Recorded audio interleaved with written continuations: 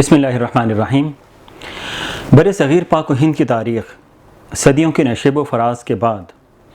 جب مئی 1857 کے نرگہ میں پہنچی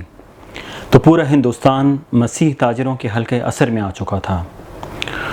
اور مسلمانان بر صغیر جو کبھی خسروان اقلیم ہفت کشور تھے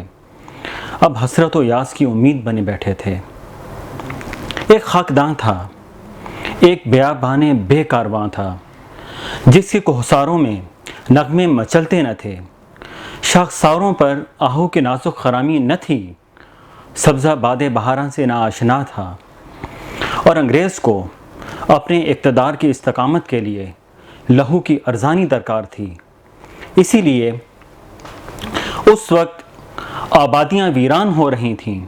اور قبرستان آباد ہو رہے تھے۔ یہ ایک ایسا وقت تھا کہ جس وقت مسلمان مایوسی کے عالم میں تھے، لیکن اس وقت اللہ رب العزت نے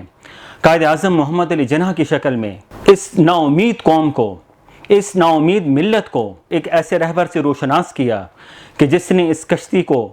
اپنی نحیف کندھوں پہ اس بوجھ کو اٹھایا جو کہ ایک صدیوں کا بوجھ تھا، اور اس قوم کی رہنمائی کی اور اسی آزادی کے منزل سے ہمکنار کیا۔ اس آزادی کو ہم نے حاصل تو کر لیا،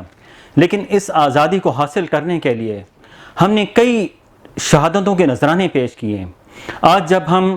آزادی کی نعمتوں سے سرفراز ہو رہے ہیں تو ہمیں اپنے ان شہیدوں کو اور ان کے اس لہو کو کہ جس کی وجہ سے یہ مٹی سرخ روح ہے، یا جس کی وجہ سے ہمیں یہ سرخ روحی حاصل ہوئی، ان کو ہم نے یاد رکھنا ہے، اور انہوں نے